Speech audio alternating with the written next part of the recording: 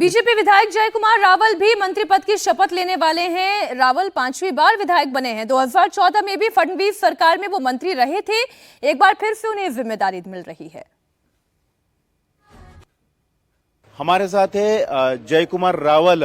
ये आते हैं उत्तर महाराष्ट्र से और धुलिया के सिंदखेड़ा से 5वीं बार विधायक बने हैं और पिछली 2014 के सरकार में भी ये मंत्री थे। पिछली बार जो 2022 में सरकार बनी इनका नाम था लेकिन मौका नहीं मिल पाया। आपके उत्तर महाराष्ट्र में आपने काफी अच्छा प्रदर्शन इस बार किया है और सभी विधायक 100% आपका स्ट्राइक रेट रहा है। इनाम मिल गया आपको? भारतीय जनता पार्टी के कार्यकर्ता है नाते से हमने युवा मोर्चा में काम किया, पार्टी के अलग अलग पदों पे काम किया और काम करते रहते हैं हम लोग। और मुझे खुशी है कि ये बार मेरे डिस्ट्रिक्ट में सभी के सभी सीट ये महायुति के लिए आए और इसीलिए करीब 1 लाख वोटों से हम लोग को लीड भी मिला है। और मुझे लगता है पार्टी में काम करते रहो, योग्य वक्त पे आपको न्याय मिलता रहता है और ये अनुभव मेरा रहा है। तो फडणवीस कैबिनेट विस्तार की तस्वीर बहुत जल्द आपके सामने आने जा रही है। एक एक करके रिएक्शन भी आपके सामने रख रहे हैं और जो चुनौतियां हैं उस पर भी चर्चा हो रही है। पहली चुनौती तो यही है कि पिछली मर्तबा जब एकनाथ शिंदे के हाथ में ताकत थी तब भी ये कहा जा रहा था कि उप मुख्यमंत्री भले ही हों देवेंद्र फडणवीस, लेकिन कई बार उनका जो काम करने का तरीका है, जो उनका स्टाइल ऑफ वर्किंग है, फिर चाहे ब्यूरोक्रेट्स में भी कह लें, वो सुपर सीएम की भूमिका में थे। गलत तो नहीं कह रही हूँ समीर जी? बिल्कुल। देखिए 5 साल उसके मुख्यमंत्री रह चुके थे देवेंद्र फडणवीस 2014 से लेकर 19 तक और भारतीय जनता पार्टी के पास 105 विधायकों की ताकत थी। तो देवेंद्र फडणवीस भले उप मुख्यमंत्री थे, उनके पार्टी के विधायक उनकी एक ताकत है और एकनाथ शिंदे इस बात को जानते थे कि देवेंद्र फडणवीस जरूर उप मुख्यमंत्री बने हैं, एक विधायक की ताकत है, 5 साल का मुख्यमंत्री का कार्यकाल रहा है। तो निश्चित रूप से देवेंद्र फडणवीस की एक अपनी लोकप्रियता, एक अपनी छवि है। लेकिन एकनाथ शिंदे ने भी जो कार्यकाल चलाया, लेकिन एकनाथ शिंदे की तस्वीर तो बदल रही है ना, उनकी भूमिका बदल रही है, उनका रिएक्शन भी जैसा शुरुआत में आया वो भी बदला हुआ है। इस बार उनका फोकस कहां ज्यादा रहने वाला है? अपनी जो जिम्मेदारियां हैं, जो कैबिनेट में जिन चेहरों को जगह दी जाएगी, उनके इतर में बात कर रही हूं, उनका फोकस कहां? उनका पूरा फोकस अब बीएमसी चुनाव पर होगा। अभी कॉर्पोरेशन के चुनाव ड्यू है जो अभी 6 या 8 महीने के अंदर होने वाले। वो ये पूरी कोशिश करेंगे कि बीएमसी में भी उनकी हिस्सेदारी बनी रहे और अगर भारतीय जनता पार्टी और एकनाथ शिंदे वहां अगर मिलकर लड़ेंगे तो वो कोशिश करेंगे कि 2.5 साल का मेयर बीएमसी में उनका बने। ठाणे का मेयर वो अपना बनवाएंगे।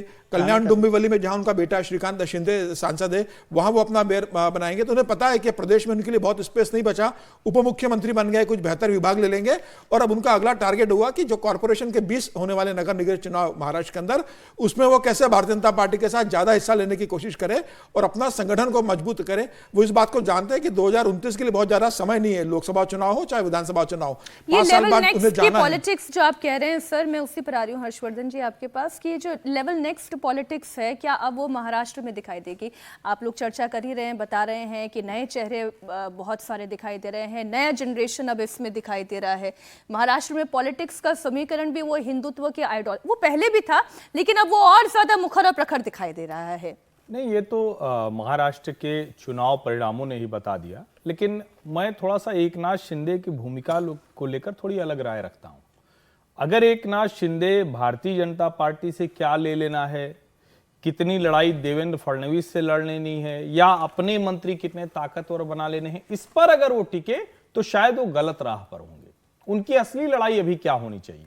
उनकी असली लड़ाई अभी होनी चाहिए कि ये अवसर उनको 5 वर्ष के लिए मिला है, भारतीय जनता पार्टी के साथ सरकार में है, कैसे वो शिवसेना उद्धव बाला साहब ठाकरे को पूरी तरह से रिप्लेस करें, यानी उसको इतना कमजोर कर दें कि जो शाखा में शिवसैनिक है वो शिवसेना का नाम सुनते उसके मन में भ्रम नहीं रहे। ठीक है, चुनाव आयोग ने कह दिया ये वाले नतीजे, यानी एकनाथ शिंदे का चेहरा शिवसेना प्रमुख के तौर पर स्थापित हो, बाला साहब ठाकरे की विरासत को वो पूरी तरह से लेकर आए, ये उनके लिए सबसे बड़ी चीज है। और अगर जो उनकी राजनीति बीजेपी के बैकअप के नहीं उतनी ताकत बना पाएंगे, मुझे लगता है बैकअप जैसा शब्द अब इस्तेमाल करना ठीक नहीं होगा, क्योंकि वो तो पहले से ही स्वीकार कर चुके हैं कि उसी बैकअप पर वो मैं समझता हूं कि भारतीय जनता पार्टी की तरफ से ये जिम्मेदारी शिवसेना शिंदे साहब के पास है कि वो उद्धव ठाकरे शिंदे को खत्म कर दें। नहीं मतलब कहां इससे ज्यादा क्या खत्म करोगे? 20 विधायक पे वो आ गए, इतनी ताकत तो रहेगी। मतलब ये कंफ्यूजन ना रहे कि जब मूल बात शिंदे जो अभी तक हम लोग लिखते हैं ना ब्रैकेट में शिंदे जी,